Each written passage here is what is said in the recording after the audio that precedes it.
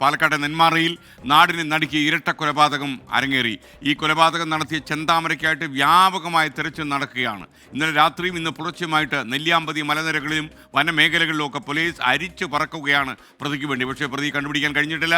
അയാൾ ഒരു വല്ലാത്ത ക്രിമിനലാണ് എന്നുള്ള കാര്യത്തിൽ സംശയമില്ല. ജാമ്യ വ്യവസ്ഥകൾ ലംഘിച്ചാണ് അദ്ദേഹം ഈ നെന്മാറയിലും പരിസര പ്രദേശങ്ങളിലും അദ്ദേഹം ഭീഷണി മുഴക്കി നടന്നത്. എൻ്റെ ശത്രുക്കളെ മുഴുവൻ ഞാൻ ഉന്മൂലനം ചെയ്യുമെന്ന് പറഞ്ഞിരുന്നു. പോലീസ് കണ്ണടച്ചു. അതിൻ്റെ ഫലം ഒരു വീട്ടിലെ 2 കുട്ടികൾക്ക് അവരുടെ അച്ഛനെ നഷ്ടമായി, മുത്തച്ഛി നഷ്ടമായി. നേരത്തെ അമ്മയെ തന്നെ ഇയാൾ കൊലപ്പെടുത്തിയിരുന്നു. തമിഴ്നാട്ടിലും പ്രതിക്കായിട്ട് തെരച്ചിൽ തുടരുകയാണ്. അപ്പോൾ അതിൻ്റെ വിവരങ്ങൾ ആദ്യം പ്രേക്ഷകരുമായിട്ട് പങ്കുവയ്ക്കാം.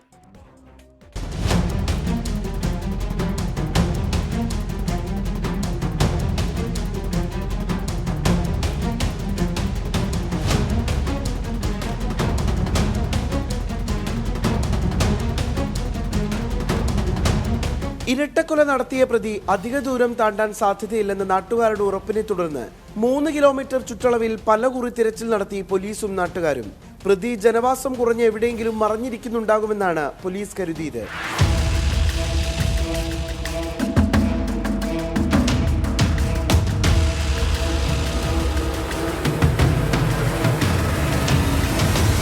ഇതിനിടെ രാത്രിയിൽ പ്രതിയെ കണ്ടതായും പ്രദേശവാസികളിൽ ചിലർ വിവരം നൽകിയതിനെ തുടർന്ന് പോലീസ് ഈ മേഖലകളിൽ വ്യാപക തിരച്ചിൽ നടത്തി.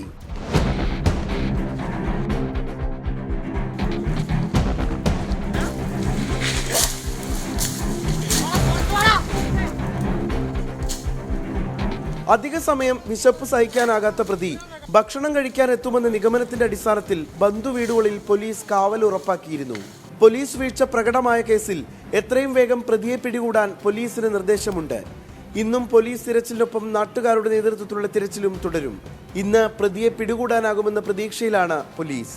24 പാലക്കാട്. പോലീസിൻ്റെ അതിഗുരുതരമായ വീഴ്ചയാണ് നെന്മാറയിൽ ഉണ്ടായത്. നെന്മാറ പോലീസ് കണ്ണടച്ചുകൊണ്ട് മാത്രമാണ് ഈ പ്രതിക്ക്, ശരിക്കും കൊലക്കേസ് പ്രതിക്ക് അയാൾക്ക് 2 പേരുടെ ജീവൻ എടുക്കാൻ കഴിഞ്ഞത്. ഇപ്പോഴും അയാളുടെ കൊലവിളി തീർന്നിട്ടില്ല എന്നാണ് നമ്മൾ മനസ്സിലാക്കുന്നത്. 2 മക്കളെ കൂടി ഉന്മൂലനം ചെയ്യാൻ കാത്തുകെട്ടി നടക്കുകയാണ് ഈ കൊലപാതകി.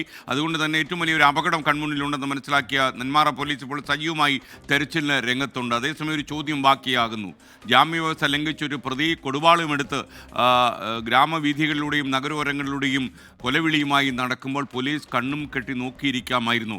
അതുകൊണ്ടല്ലേ 2 ജീവനുകൾ കൂടി അയാൾക്ക് നഷ്ടപ്പെടുത്താൻ കഴിഞ്ഞതെന്ന ചോദ്യം ബാക്കിയാകുന്നു.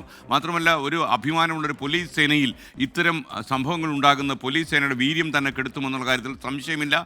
എന്തായാലും ജാമ്യം നൽകുക എന്ന് പറയുന്നത് ഒരാളിൻ്റെ അവകാശം സംരക്ഷിക്കാൻ വേണ്ടി കോടതി ഇത്തരം നിലപാടുകൾ എടുക്കുമ്പോൾ ആ ജാമ്യ വ്യവസ്ഥ കൃത്യമായി കോടതി പറയാറുണ്ട്. ആ ജാമ്യ വ്യവസ്ഥ ലംഘിക്കുകയാണെങ്കിൽ അടുത്ത ക്ഷണം ഇയാളുടെ ജാമ്യം റദ്ദ് ചെയ്ത് ഇയാളെ അറസ്റ്റ് ചെയ്യാനുള്ള നീക്കം പോലീസ് നടത്തേണ്ടിയിരിക്കുന്നു.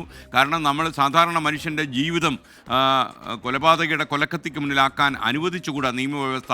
അങ്ങനെയാണെങ്കിൽ ഈ സംവിധാനങ്ങളുടെ സാധാരണ ജനങ്ങൾക്ക് താല്പര്യവും ബഹുമാനവും കാണില്ല എന്ന അധികാരികൾ തിരിച്ചറിയേണ്ടിയിരിക്കുന്നു. ആഭ്യന്തര വകുപ്പിന് ഇതിൽ കാര്യമായൊരു ഇടപെടൽ ആവശ്യമുണ്ട്. പതിവ് പോലെ ഇതൊരു ഒറ്റപ്പെട്ട സംഭവമാണെന്ന് പറഞ്ഞ് എഴുതി തള്ളരുതേ എന്നാണ് നമുക്ക് പറയാനുള്ളത്. തെരഞ്ഞെടുപ്പ് വരുമ്പോൾ മാത്രം പോരാ ജനങ്ങളോടുള്ള സ്നേഹവും പ്രണയവും. അല്ലാത്ത കാലത്തും ഈ പ്രണയം ബാക്കിയാക്കണമെന്ന് നമുക്ക് ആഭ്യന്തര വകുപ്പിനോട് പറയാനുണ്ട്.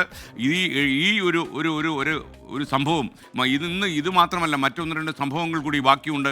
ഈ ചാലക്കുടിയിലെ ഷീല സണ്ണിയുടെ പ്രശ്നം, 72 ദിവസം ജയിലിൽ കിടന്ന സംഭവം. അങ്ങനെ ഈ പോലീസ് അലംഭാവം കൊണ്ടോ അല്ലെങ്കിൽ എക്സൈസിൻ്റെ അലംഭാവം കൊണ്ടോ ഒരാളിൻ്റെ ജീവിതം ജയിലറയ്ക്കുള്ളിലാകുന്നു, ചില ആളുകൾക്ക് ജീവൻ നഷ്ടമാകുന്നു. ഇതൊന്നും നമുക്ക് വിമർശിക്കുന്നല്ലോ എന്ന് പറഞ്ഞ് ടെൻഷൻ അടിച്ചിട്ട് കാര്യമില്ല. കുറച്ചുകൂടി നിയമവ്യവസ്ഥ പരിപാലിക്കാൻ നമുക്ക് കഴിയണം.